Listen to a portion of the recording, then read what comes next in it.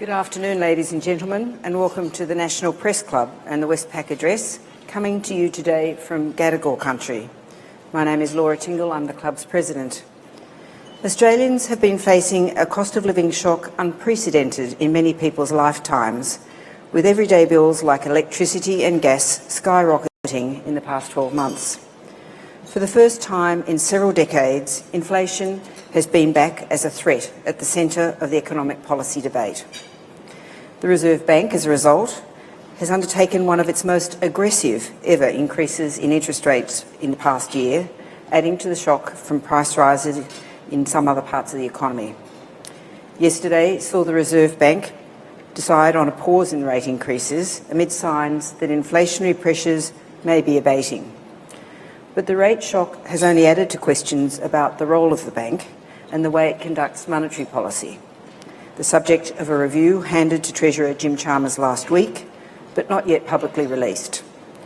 Reserve Bank Governor Phil Lowe joins us today at this inflection point for the economy and the bank. Please join me in welcoming him to address us.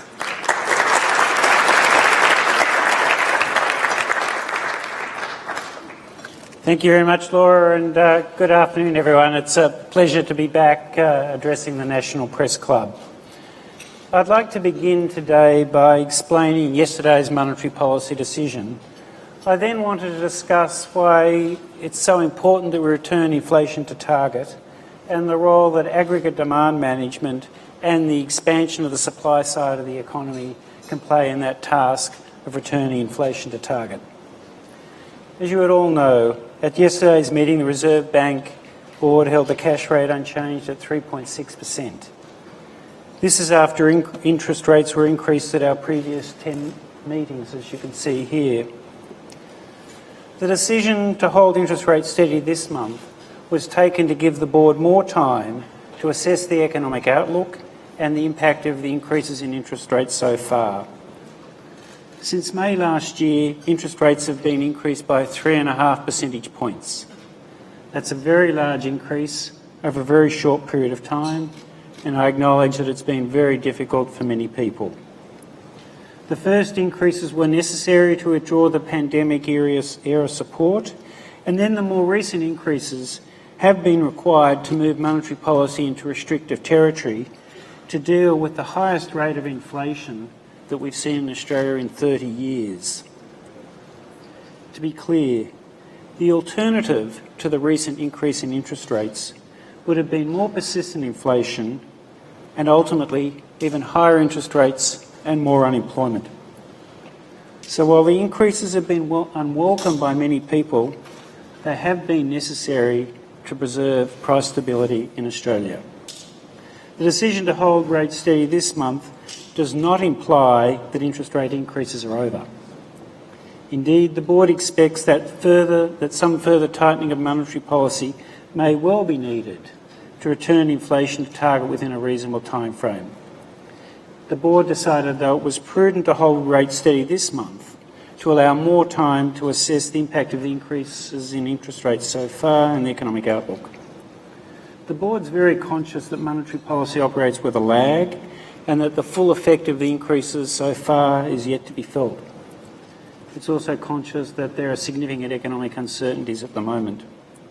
Given these lags and the uncertainties, the Board judged that with monetary policy now in restrictive territory, it was time to hold interest rates steady and to accumulate more information.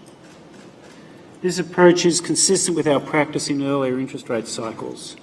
In those earlier cycles, it was common for the Board to move interest rates a few times and then sit still for a while as it accumulated more information and then move again in the same direction if the situation warranted doing so.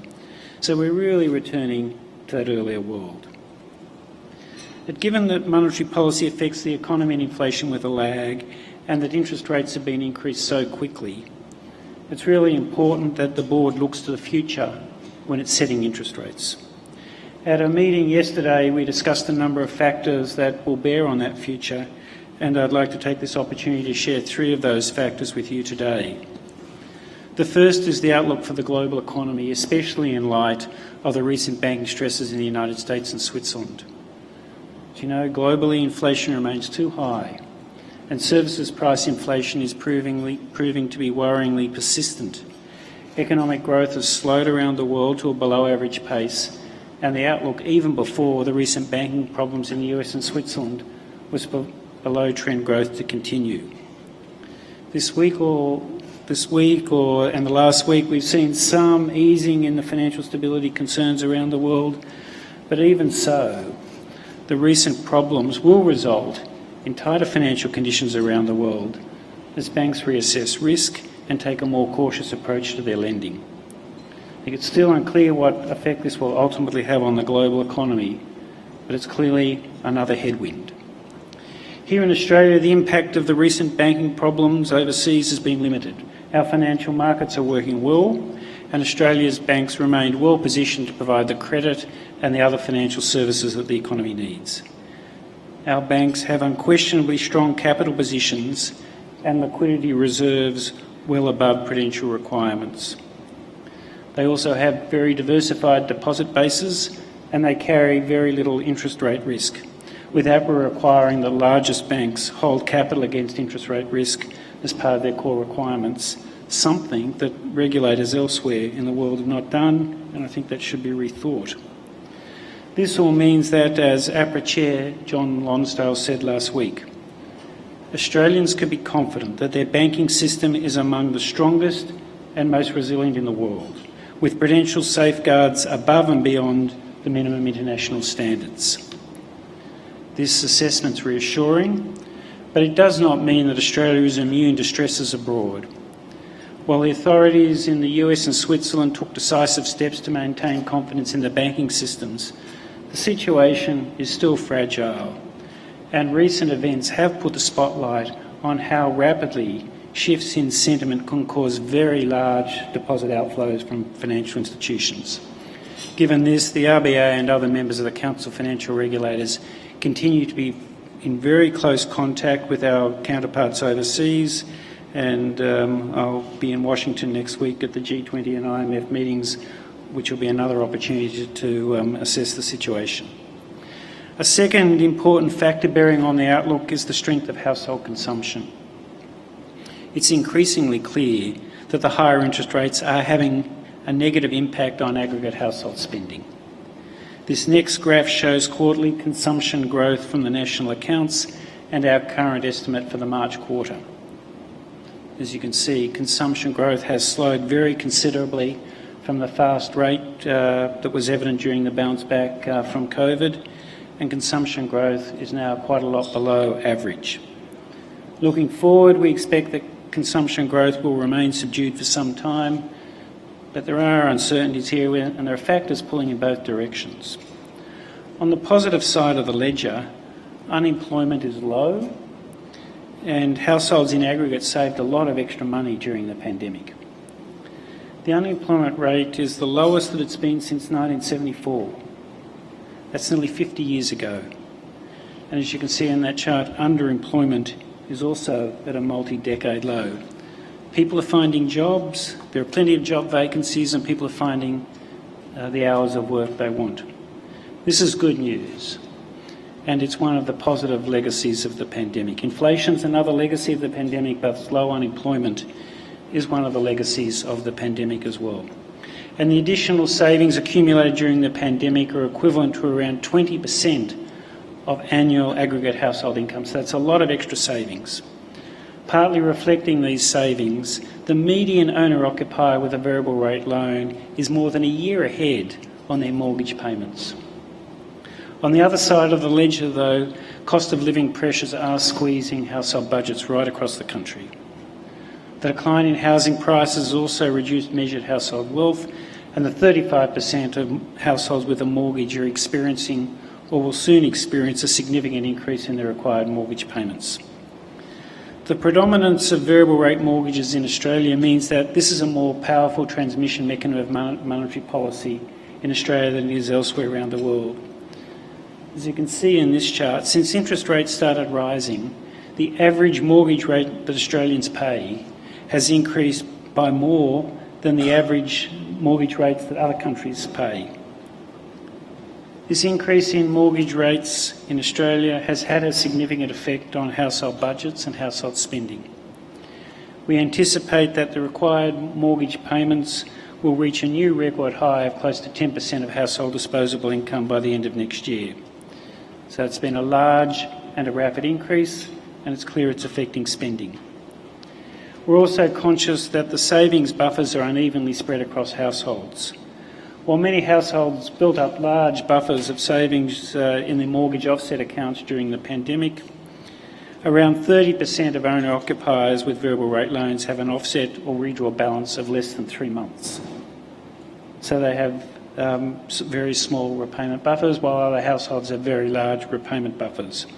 And there are still many fixed-rate borrowers to transition to higher variable rates. We expect around 880,000 to transition this year. And it's also unclear whether those who have built up these additional savings will treat them as wealth and spend the funds slowly over time, or do they see this additional savings as a pot of money to be used to support spending this year or next? So there are questions here about the outlook for household spending. It means that we're monitoring the various indicators very closely, and it's a significant source of uncertainty about the outlook for our economy. A third important factor that will shape the outlook is how price and wage setting behaviour responds to this period of high inflation. To date, wage outcomes have been consistent with inflation returning to target, provided, and it's an important proviso, provided that there is some pickup in productivity growth, something I'll return to in a few minutes. As you can see from this chart, wages growth is higher than it was a few years ago, and it's a welcome development. It's also noteworthy that the recent high inflation has not been driven by excessive wages growth. In terms of price setting, the experience differs across firms and across industries. However, at the aggregate level, the share of profits in national income, excluding the resources sector where prices are set in global markets, has not changed very much over recent times.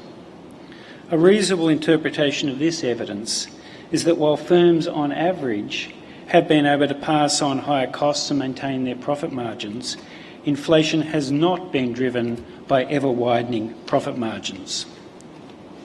Looking forward, it's important that wage increases remain broadly consistent with the inflation target, and that a widening of profit margins does not become a source of ongoing upward pressure on prices. The board's watching developments in each of these three areas very carefully: the global economy, trends in household spending, and wage and price setting behaviour in the economy. Our central view, though, remains that economic growth will be below trend for a while, that unemployment will increase later this year, and that inflation will decline gradually over time. It's a narrow path here, though, and there are plausible scenarios in both directions.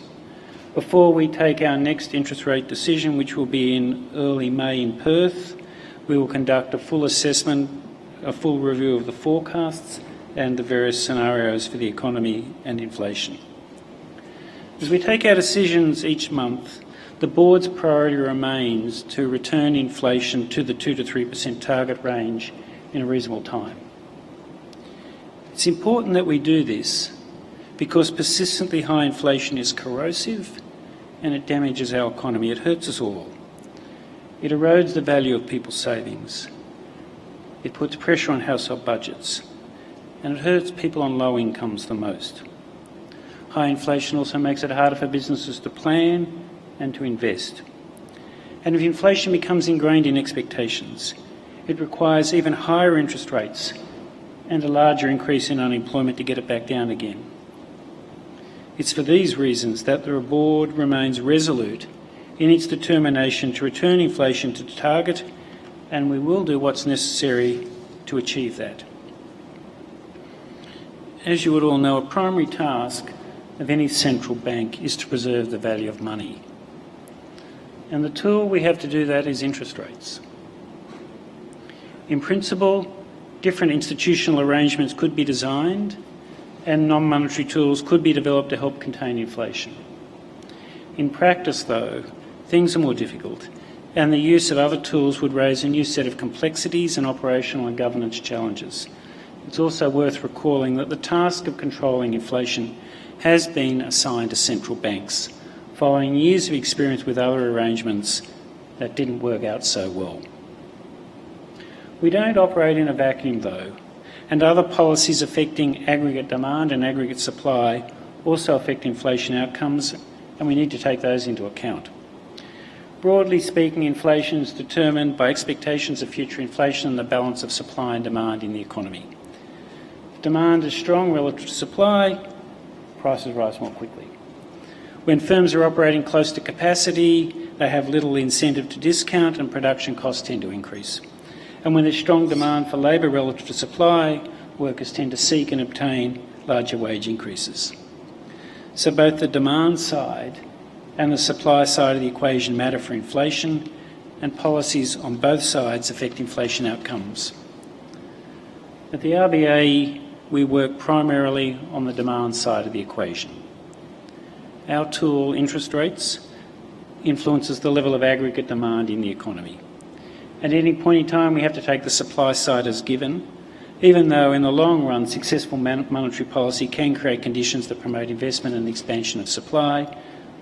But in the short run, we need to take the supply as it is. Our job is to make sure that demand grows in line with supply. Over recent times, we've been working to slow the growth in aggregate demand to establish a better balance between demand and supply in the economy in an effort to shorten the period of high inflation and to avoid an unhelpful adjustment up in longer-term inflation expectations. Notwithstanding our focus on managing aggregate demand and inflation expectations, supply-side considerations feature very heavily in the board's deliberations month to month. And that's because supply-side considerations can and do influence inflation outcomes. We saw this very clearly during the pandemic, and a really good example of this is the price of shipping a container, which you can see here. It surged during the pandemic, but is now normalised. The higher shipping costs flowed through into prices, and we're now expecting and hoping that the lower shipping costs will translate into prices that Australians pay for goods at the shops. So the supply side matters. But now that the pandemic is behind us, the board's attention has turned to a few other important supply side issues. And the first of these is the balance of supply and demand in the housing market. As rents make up 6% of the CPI, what happens to rents can have a significant influence on overall inflation and on people's living standards. As you can see in this graph, over recent years, the growth in the number of dwellings in Australia has exceeded growth in our population. This was especially so during the pandemic, when population growth slowed to its lowest pace since the First World War. Despite the slower population growth, there was only a modest increase in the rental vacancy rate. This is primarily because the demand for residential floor space increased as people work from home and the average number of people living in each household fell. As you can see in this chart, there was a very sharp decline in average household size during the pandemic. But we're now in a different phase following the opening up of Australia's international borders. Population growth has picked up very sharply, and it now seems likely that the annual rate of population growth will soon be around 2%. As you can see in that chart, that is close to the peak reached during the resources boom. In contrast to this strong growth in demand for housing, the expansion of the supply side of the housing market is expected to be fairly modest. It takes a long time for housing supply to respond fully to shifts in population growth. In the previous episode of strong population growth during the resources boom, it took nearly 5 years for housing supply to respond. One possible adjustment over the next short period of time is that the average number of people living in each dwelling might increase, reversing the pandemic period fall. If that were to happen, it would reduce the overall demand for new dwellings. But even if it were to happen, it's likely that the balance between demand and supply in the housing market will result in rent inflation being quite high for a while yet. and this will be one of the factors adding to inflation over the period ahead. Another area where supply-side factors are having an important bearing on inflation is in the energy sector. The price of electricity as measured in the CPI increased by 12% last year, and we're expecting a further increase of 15% this year. This surge in prices is not because the demand for electricity in Australia has been unusually strong. As you can see here, total electricity consumption in Australia has been little changed over the past decade. People and businesses have found efficiencies and the nature of production in the economy has changed. Yet despite the demand for electricity not changing much for a decade, prices have surged very significantly. The reason for that lies on the supply side. We've seen interruptions to global supply and there have been domestic supply side constraints as well. Some of these factors have since abated, which is good news, but avoiding a mismatch in the timing between the ageing of existing production generation capability and the installation of new renewable energy supply will remain a challenge on the supply side of the electricity market for some time to come, and this will affect the inflation outcomes in Australia. But beyond these specific areas of housing and energy, there's a more general supply issue it's really important to remain attentive to, and that's productivity growth. Faster growth in productivity means we can produce more with our resources. It means a bigger pie for us all. It means higher real wages. It means a lift in our collective wealth. And it means a more prosperous economy. And higher productivity growth also means, for a while, less upward pressure on prices and inflation. Over recent years, Australia's productivity performance, measured by output produced per hour worked, has slipped, as you can see in this chart. Indeed, the level of labour productivity in the December quarter last year was the same as it was 3 years earlier. No growth at all. This compares with average growth in labour productivity of 1.25% per year over the previous 3 decades. The fact that the supply side of our economy is growing more slowly than it once did carries the implication that demand also needs to grow more slowly than it once did if we are to avoid persistently high inflation. Given the importance of lifting productivity growth, it was pleasing to see the Productivity Commission's most recent 5-year report. The good news in that report is there are plenty of ideas on how we can lift productivity. The task we all now have, both government and business, is to implement some of those ideas. I'm raising these supply-side issues because they matter for inflation and they help shape the context within which the board makes its decisions. The standard view is that monetary policy can look through short-term supply shocks. That's provided that medium-term inflation expectations don't adjust to variations in inflation caused by these shocks. If inflation expectations remain well anchored, inflation should return relatively quickly once the shock dissipates. And this means that monetary policy, most of the time, doesn't need to respond. On the other hand, if inflation expectations do increase and wage and price setting behaviour responds to the higher inflation, an interest rate response is required. And the more the prices and wages respond to a period of temporarily high inflation, the greater will be the need for interest rates to respond. The situation is a little more complicated when the supply-side issues are persistent, leading to persistently higher price increases in parts of the economy. And here there's a greater risk that inflation expectations and price and wage setting behaviour adjusts. Again, if this were to occur, a more decisive monetary policy response would be required. Our current forecast is that inflation returns to the top of the target range, but only by mid-2025. And this forecast takes into account the supply-side considerations that I just discussed. It's important to point out, though, that while supply-side factors are influencing how fast inflation returns to target, they cannot be a reason to tolerate higher inflation on an ongoing basis. Dealing with the supply-side issues that the economy faces will be harder, not easier, if inflation stays high for too long. So the board is committed to making sure that this does not happen We're committed to making sure that inflation returns to the 2 to 3% range and to do that by mid-2025.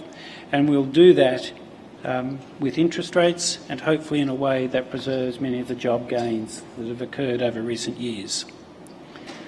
To conclude, we face a challenging environment, but Australia is better placed than most other countries. Our banking system's strong. We have the lowest unemployment rate in decades. The prices of many of our exports are very high, and many households saved a lot of extra money during the pandemic. These are all positives for our economy. At the same time, many households are feeling a painful squeeze on their budgets. Inflation's also too high, although it is now coming down due to both a resolution of some supply-side problems and the effects of the RBA's earlier tightening of monetary policy. This month, the board decided to hold the cash rate steady after increasing interest rates at the previous 10 meetings. This will provide more time to assess how the various influences on the economy are balancing out. At our next meeting, we will again review the setting of monetary policy with the benefit of an updated set of forecasts and an updated set of scenarios. So thank you very much for attending today and for listening, and I look forward to answering your questions. Thank you.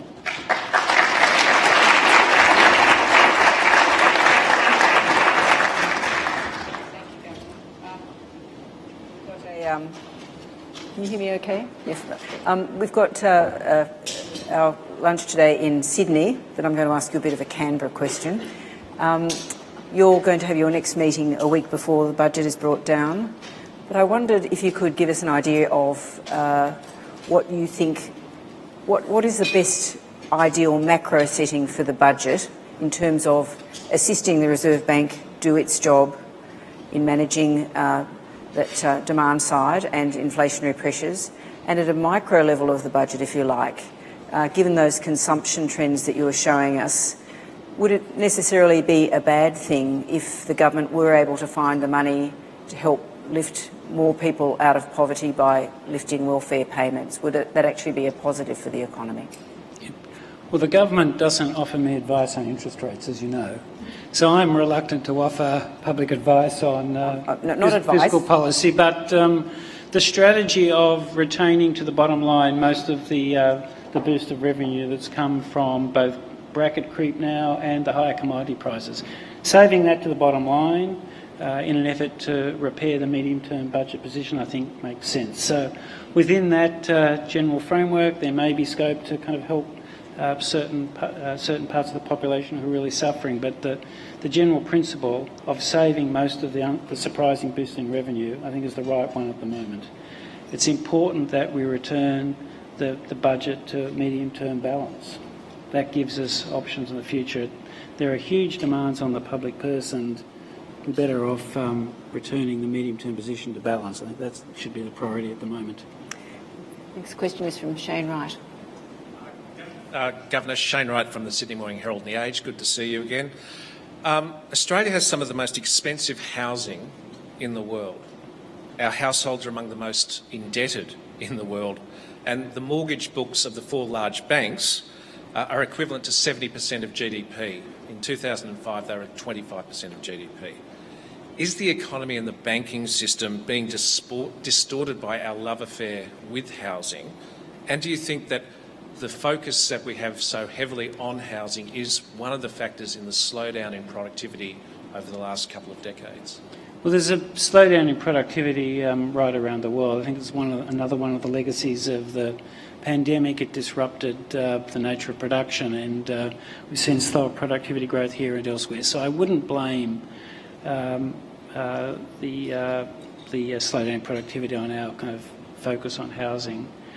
But Australians have chosen to live in by and large, in large capital cities on the coast with fairly large blocks of land and historically underinvested in transport. They're the reasons we have high housing prices. We have high housing prices because the price of land is high that's embedded in each house. And it's high because the choices we've made as a society, where to live, how to tax housing and how to invest in transport. So that's the issue. We've made choices collectively as a society to give us high housing prices. And I I wouldn't say that it's a distortion, but it's the consequences of the choices that the people who live in Australia have made. And we have to live with that. Tom Dusevic. Tom Dusevic from the Australian newspaper.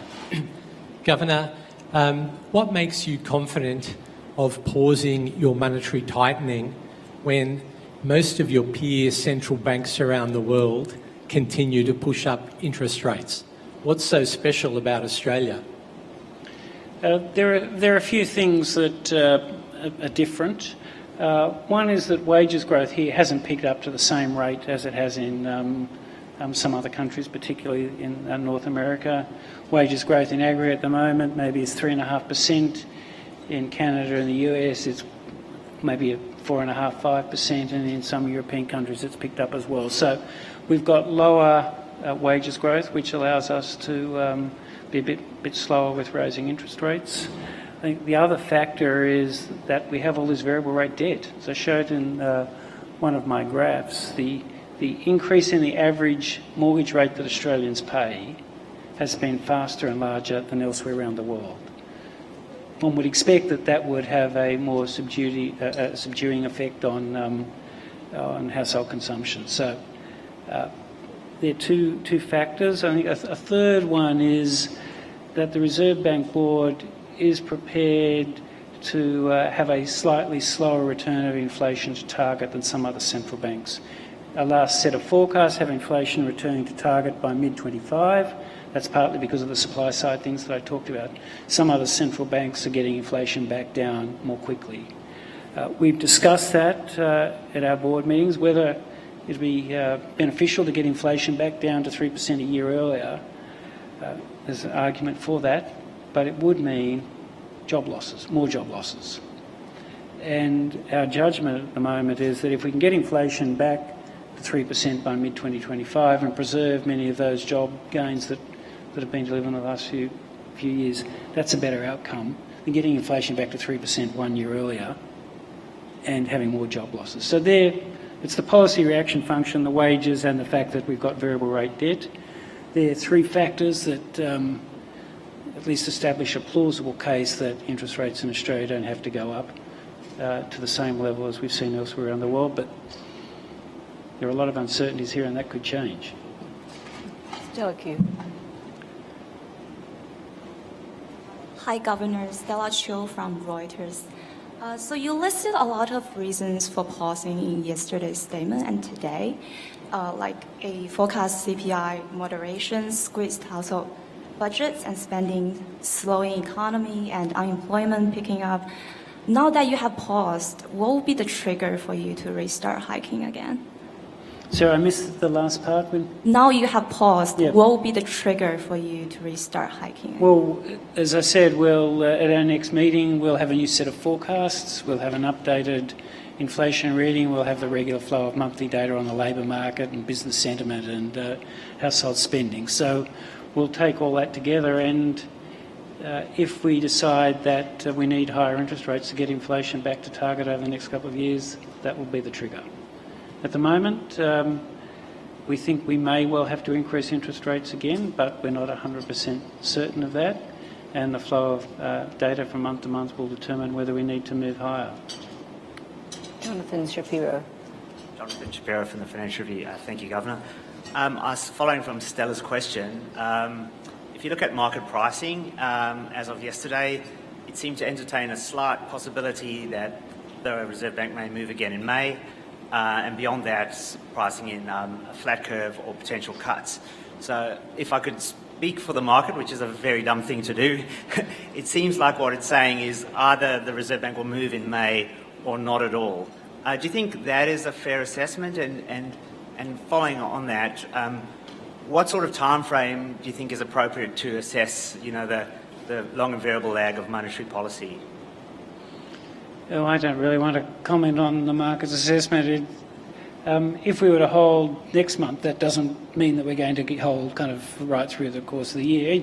Each month we look at the data we have before us, look at progress on inflation. Are we going to get it back to target within a reasonable time? So that's the framework we use, and we look at that month to month.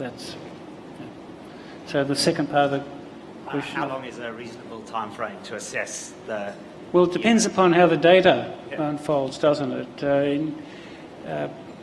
If the situation remains unclear next month, then we hold steady. We until we get a clear signal one way or the other. But I do think it's premature to be talking about interest rate cuts.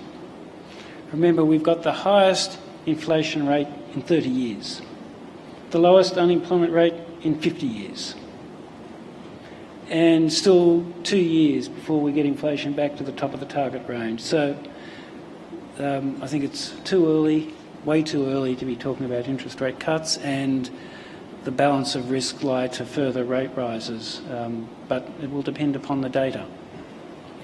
Peter Ryan. Governor Lowe, Peter Ryan from the ABC. Thanks for your address today.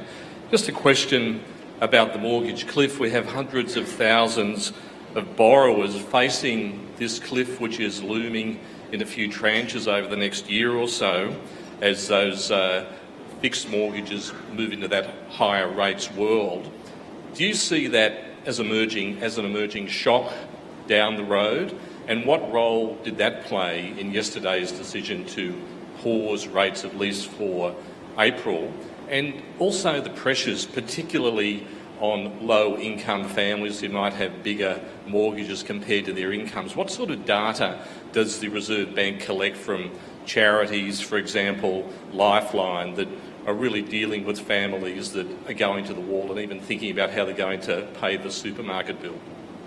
Yeah, the first part of the question about the mortgage cliff, I don't like that, the cliff analogy, because this is not a cliff.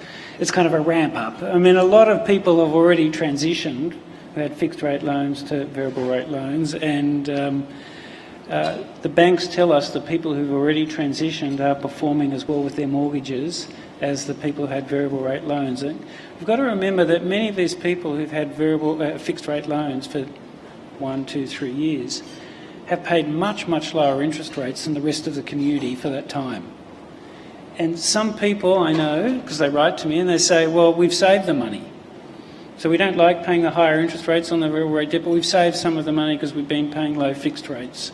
Other people have used the low fixed rate to kind of spend for their household and going to face a difficult adjustment. But the fact that they've known for some time they have to pay higher rates. Most people are sensible, and I think have been planning for it. It doesn't make it easier, but they've been planning for it. And the banks tell us that they're working very carefully with those customers. They make the transition, and there's been no deterioration in the credit quality of those borrowers. So this hasn't come as a kind of a surprise on day one. This increase in interest rates has been coming for some time. So people have had time to plan.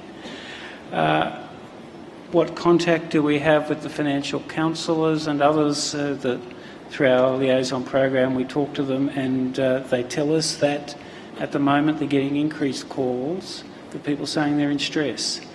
And a lot of those calls, interestingly, are coming from people who rent, at least as many at the moment. So rental stress is at least as big an issue at the moment as mortgage stress.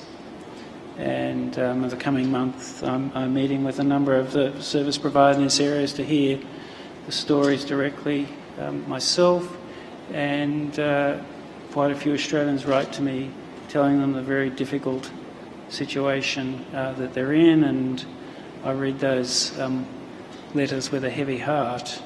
But when I read them, I think, what is the alternative? If we didn't put up interest rates, what's going to happen? Inflation will stay high, interest rates will have to go higher later on, and there'll be more unemployment. So at the individual level, it's very difficult. But this rise in interest rates has been necessary, and if we didn't do it, then there's more pain down the track. So it's a hard message, but it's the truth. Eddie Meyer. Governor, good afternoon. Eddie Meyer from 9 News. I just wanted to focus on a comment you made in your speech about some of those tools other than interest rates that could be employed to bring down inflation. Given mortgage holders might be feeling unfairly targeted at the moment, why is it difficult to employ those tools? What are the dangers?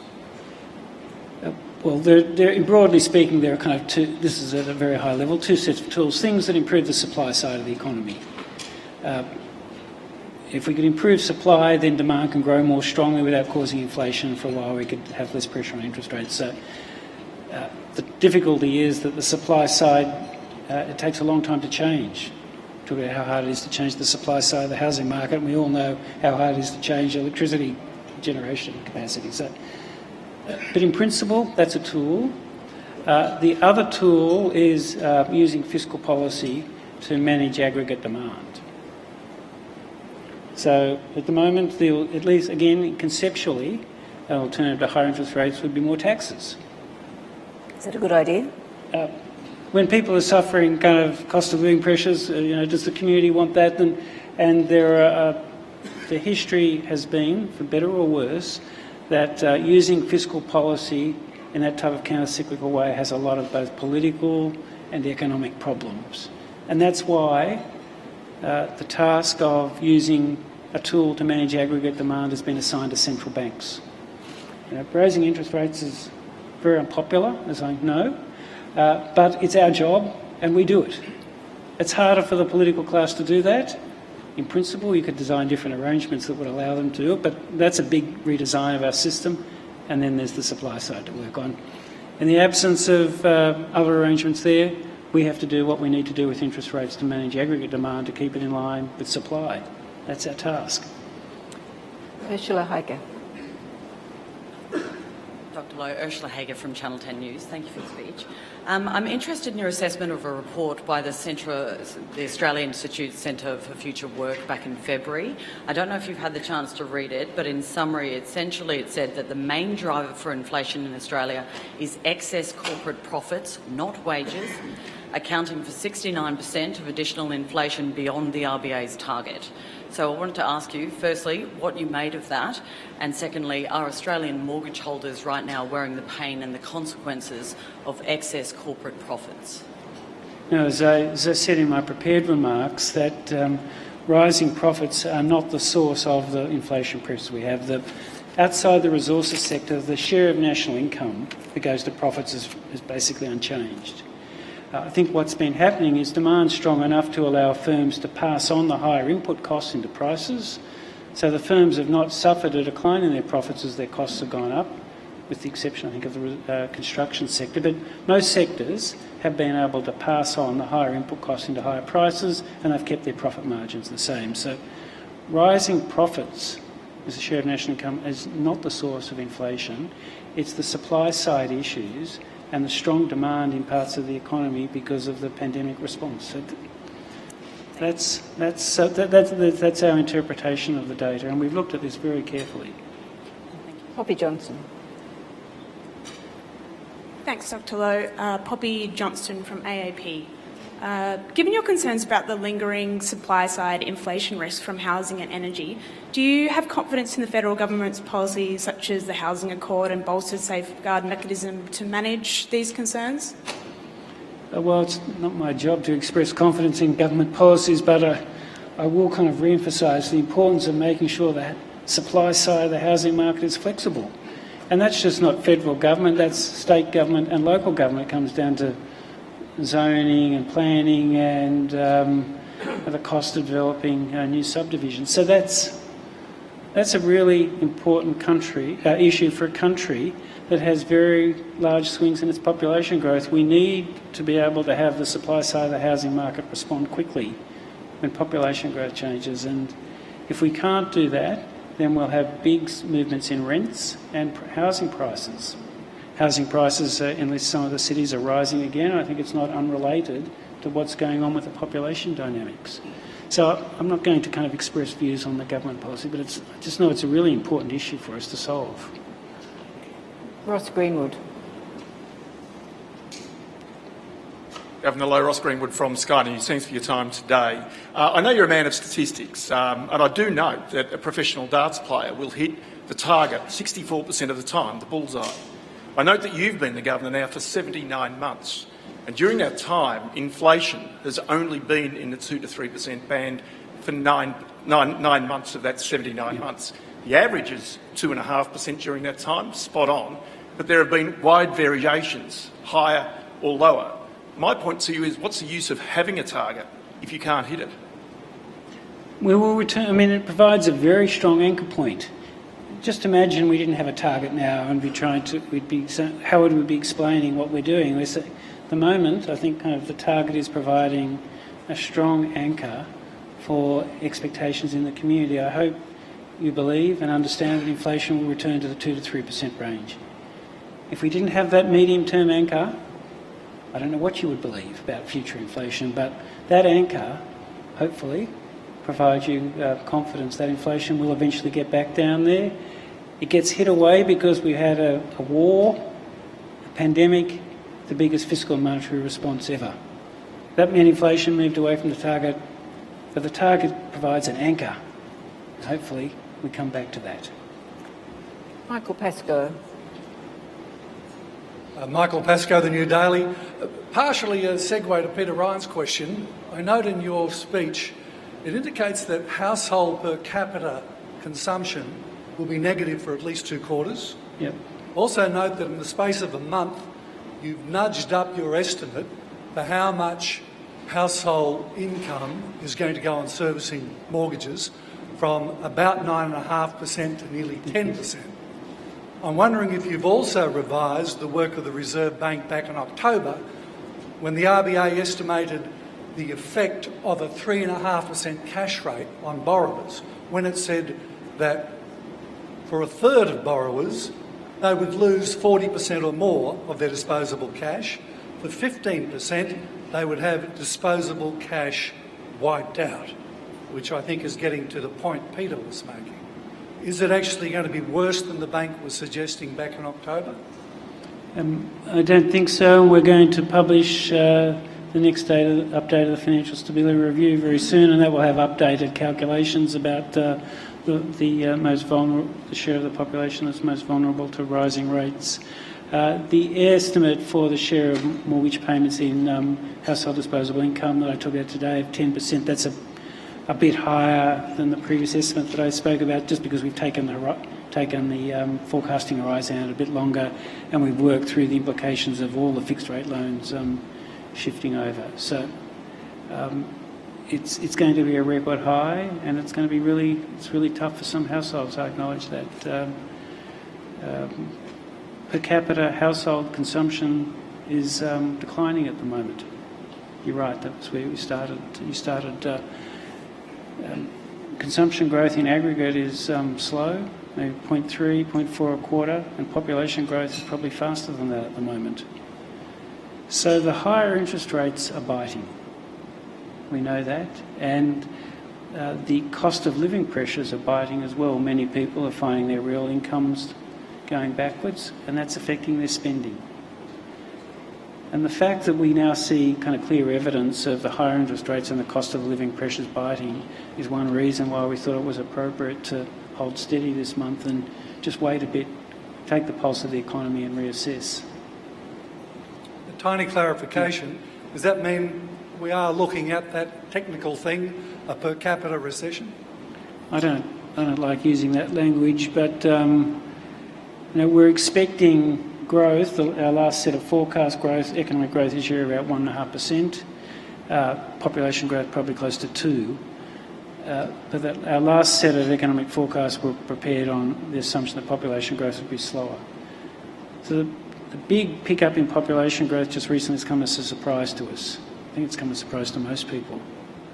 Now, you might recall that during the pandemic, people were questioning whether non-residents would ever want to come to Australia again. We closed our borders and we made ourselves unfriendly. People were asking that. Well, it turns out that's wrong. People love coming here. They want to come here, work, and to study and enjoy the fantastic standard of living we're all lucky enough to enjoy. So people are coming here again, and they're coming in large numbers. They're providing workers for firms, and we have to find somewhere for them to live. So that does suggest, though, doesn't it, Governor, if you've got 1.5% growth and 2% population growth, that we are talking about a per capita recession, as Michael suggests? Well, they are both forecasts. And we all know the problems with forecasts, but... So a forecast recession? One of the issues that we're going to have to work through with our next set of forecasts is how does the stronger population growth flow through to consumption, investment, spending? Because that's been a big change, and in our last set of forecasts we thought population growth would be much slower than it's now turning out to be. So we have to spend some time working out what are the implications of that. Swati Pindi. Governor, Swati Pandey from Bloomberg News. Thank you for your time today. My question is about inflation forecasts. We have seen the OPEC decision over the weekend. We have minimum wage price decision coming up in a couple of months' time. You have mentioned rent, housing prices are going up. There are a lot of factors that are likely to put upward pressure on inflation. And at a time when other central banks are raising interest rates, RBA has decided to pause.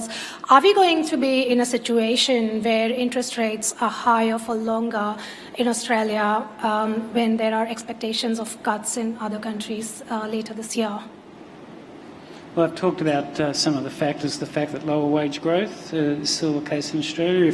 If that were to change, then that would be important for us.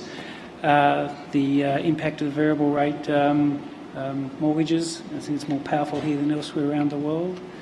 And the fact that we have a strategy at the Reserve Bank is trying to preserve as many of the gains in the labour market as we can. So they're the reasons that we're our interest rate setting is slightly different from elsewhere around the world. You talk about some of the upward pressures on inflation, but remember there are some downward pressures on inflation as well. The price of shipping that I showed you, you can see this in lots of indicators of supply-side problems. They've largely resolved, and we're yet to see the effects of the resolution of those supply-side problems in prices in Australia. So we're expecting over the months ahead to see quite weak growth in prices of consumer durables. Demand has weakened, and the shipping costs have come down, supply costs have come down, waiting times are back to normal. So we're expecting that to flow through, and the government's initiatives in the energy market to at least reduce the rate of increase in electricity prices will also help. So there are some factors on the downside, there are factors on the upside, and we have to assess them each month. But are you comfortable with interest rates remaining higher for longer in Australia? Do you see that as a risk? Well, higher for long, if they need to be, they will be. It's not a matter of me being comfortable with it. If we need to keep interest rates higher for longer to make sure that inflation comes back to 2 to 3% reasonable time, we'll do that. But that will be determined by the flow of events, won't it? Thank you. Annie Kane. Annie Kane from Momentum Media. Thank you for your address today, Governor. 10 hikes, then a pause to assess the impact of that. And you've mentioned already, the impact on mortgage borrowers, particularly those on variables who are feeling the pain at the moment. I wonder what specifically you're looking at in the mortgage books, for example, arrears. Is there a certain level you're getting to reach? Is there an unacceptable limit in arrears before you consider hiking rates again? What sort of in the mortgage books are you following to determine the impact on mortgage borrowers? Well, we're looking at the arrears rates, both 30 to 90 days and above 90 days. We're looking at those arrears data very carefully, and we have very good data flow from the bank and APRA on that. There's no specific thresholds that we have, but the arrears rates at the moment, while they're not the lowest they've ever been, they're close to it.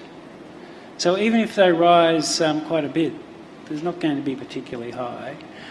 One other thing that we're looking at very carefully is the flow of money into mortgage offset accounts, because this is the way that people with a mortgage save. The money goes into the offset account, and we've noticed in the recent few months that the flow of money into these offset accounts has slowed a bit. That suggests that people don't have as many free cash resources as they previously did. So that's a really important source of information. We have very disaggregated data on individual mortgages, which allows us to track households who are putting money into these offset accounts. Some households are taking money out of their offset accounts. So that's a more important indicator for us at the moment than mortgage arrears rates, which are still low. Thank you. Ricardo Gonçalves. Governor Ricardo Gonçalves from SBS. In leaving interest rates on hold after 10 fast consecutive rate rises, what exactly is the message that you hope households will take from that, especially borrowers and renters, when they try to manage their finances? The message is that we've increased interest rates a lot over a quick period of time, and we're taking stock of the effects of that, and we just want to pause before we proceed. If we need to raise rates again to get inflation back to 2 to 3%, then we'll do it. I know that will be painful, but I just ask people to think of the alternative. If we don't get inflation back to 2 to 3% and we have persistently high inflation means persistently higher interest rates and higher unemployment. So it's very difficult message for people, but the reality we face is we need to get on top of inflation in reasonable time, and if we don't, we'll have higher interest rates and more unemployment. And we're prepared to get back to inflation, the target range, kind of over a few years. We're not on a path to get it back down straight away, because we want to preserve the jobs and that we've been able to generate, and we want to limit to the extent we can the pain the household sector is facing. But we need to get it back down. And I want people to understand that we will do what's necessary to do that, as difficult as that might be in the short term. Anthony. Good afternoon, Governor. Hansley of Livewire Markets. Thank you for your address. In the address, you talked a lot about optionality, but I'm curious about how much of that optionality comes down to concerns over a debt trap, not just with consumers, but also at the fiscal and monetary levels, and how much of that has come down to global factors like other central bank decisions or indeed the global banking crisis of late. And when you say a debt trap, I'm not sure that we've talked about the household debt situation. Is that? I mean, wouldn't use that language, but the higher level of household debt is constraining household consumption. It's clear. We've got highly indebted households facing a sharp increase in interest rates. It's not surprising that spending is slowing. But that's what we needed. It's part of the other uncomfortable truth here. We needed growth in aggregate demand to slow. It was growing too quickly relative to the ability of the economy to produce goods and services. And if we allowed that situation to continue, inflation wasn't going to come down. So that the higher interest rates in a high debt environment is the mechanism through which spending slows. Not the only mechanism. There are other transmission mechanisms of monetary policy, including the fact that it has effect on the exchange rate, on housing prices, and on the incentive for everybody to borrow and save. So we've had to do this to get inflation back down. Julian Bajkowski. Governor Julian Bajkowski from the Mandarin. In previous speeches, you've noted that Australians are really good at hoarding $100 bills. I think about 18 per person or something around there. Have you noticed any of these coming back into circulation? And, my service station owner says he's seeing a lot more. So is that something that you're keeping track of in the inflation mix? And the other question is on public sector wages. CPSU's put in a claim for about 20% federally. Standard & Poor's are nosing around the wages book. Where does that fit in the whole inflation mix? What's your perspective on that? On $100 notes, you're right, there are roughly 1,800 notes out there for every man, woman and child in the country. I don't have my share. I don't know many people who do. So it's hard to know where they all are, but the growth in the number of $100 bills in circulation has stopped, which is unusual. It's been growing at like 6 or 7% a year. So partly that's higher interest rates, isn't it? If you can get 4.5% on your transaction deposit, and if you're not getting it, I encourage you to look around for a bank who'll give that to you. The incentive for holding $100 bills at home under your bed is less. So that's been a change. Whether it persists, it's hard to tell. So, and the second question was public sector wages. Public sector wages. It's really important that we don't develop a pattern here where wages and prices chase one another.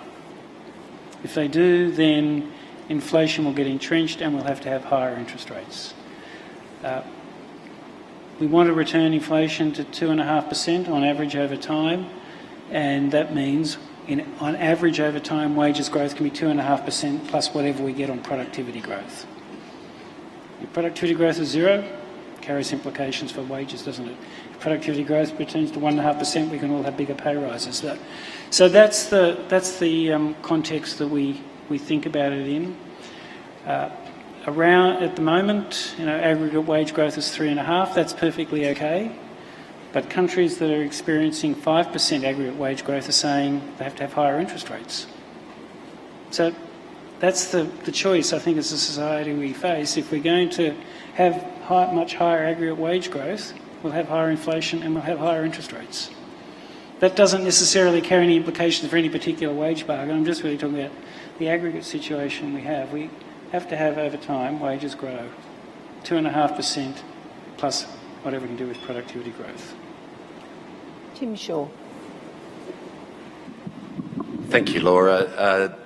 Governor Tim Shaw, Director of the National Press Club. Welcome back to the club. It's great to see you, and thank you for your speech. Since we last saw you, there's been a change of federal government in Canberra. You may have noted that. And secondly, most recently, in the largest economy in Australia, in New South Wales, Premier Minns has made it an absolute policy assuredness that there will not be any more public asset sales. And he's even looking at trying to bring back into government ownership assets such as transport, etc. Can I just get, without a political opinion, a broad opinion about, from an economic point of view and certainly from the Reserve Bank's point of view, about the retention of assets in public ownership? And in relation to that $1 coin that Prime Minister Albanese, well, candidate Albanese held up, had a resident effect, and the productivity that you've referred to today, are we going to see small and medium enterprises sharing that profit, following on from Ursula's question, because successful businesses that are profitable and sharing that with their employees, is that something that will lift productivity? On the first question of whether assets should be in public ownership, it's very hard to give a generic answer to that, but there are a couple of considerations. The first is, are they going to be better managed under public or private ownership? And we've had experiences in this country where assets managed under public ownership have not been managed well, and assets managed under private ownership haven't been managed well. So it's a matter of getting the ownership right. And it's the second consideration is funding future infrastructure. The strategy of the previous New South Wales government was to build assets, sell them off and use the funds to build more assets, which you can understand that. If we're not going to use that model, how do we fund the construction of new assets? So they're the considerations. What's the most efficient way of managing them, and then funding new infrastructure investment? As I understood, the second part of the question was businesses and workers working together to increase productivity. Well, surely that must be a solution. What's critically important in the end, I think, for productivity is the accumulation of skills and human capital. We'll make ourselves more productive, more wealthy and more prosperous as a society if we can do things smartly. Things that come out of here are going to be the important thing, and how businesses and their workers can get together to get the best ideas to come out of here and to operate with those ideas. I think that can only happen if people work together, can't it? If we're at loggerheads with one another, your best ideas aren't going to come out. You're not going to be as efficient. So, I hope to see you again here soon. Thank you. Eric Johnson. Thank you, and thank you, Governor, for your time and also your patience in answering our questions today. Banking crisis, so something a little bit different from the economy. Just wondering if there's any top-level lessons for Australian banks around the recent strains that we saw in North America and Europe in the banking crisis. And if I could also, second part to that, is there any thought inside the Reserve Bank whether we need to change the maturity of the term funding facility available currently with the banks? I'll take the second one first. No, we're not considering changing the term funding facility. In fact, I think the first repayments under that facility are due tomorrow. June. Tomorrow. Today or tomorrow. So this week, and they will take place, and the thing will gradually wind down over time, as it should, and we're not considering any changes in that at all. In terms of the regulatory responses to the recent banking problems in the past couple of weeks, I've spent too many nights on phone calls with my international peers, and there are a few kind of issues that are coming up that kind of I think need looking at again, not necessarily in Australia, but kind of globally. The first is, how do we deal with the situation that bank runs can occur electronically and instantaneously? Previous bank runs, people had to line up at the ATM or at the branch to take the money out, and people got sick of it and some went home. But now you can sit at home and within 5 seconds you can take your money out. So bank runs can occur much more quickly and in larger volumes. So what do we do? Should we think about bank liquidity, and what are the regulatory responses to that? Another issue that's coming up is the need for banks to hold capital against the interest rate risk they hold. And APRA really has been a world leader here, and in most of the international meetings I've participated in, APRA in Australia, and APRA in particular, has been called out for being a leader here. I think it's worth taking a look at the design of the deposit insurance schemes again. In the US, they discovered, which is something that I already knew, that failure of a mid-sized bank would be quickly systemic, and then they had to kind of backtrack on their planned response. There's also an issue around the design of hybrid capital instruments and making sure that equity at the bottom of the creditor claim. Another issue that's being discussed a lot is the operation of single-name credit default swap markets. Those markets are very illiquid, and just one or two trades can move the price, and the financial media, particularly in Europe, kind of quickly focus on movements in single-name CDS spreads and kind of can spread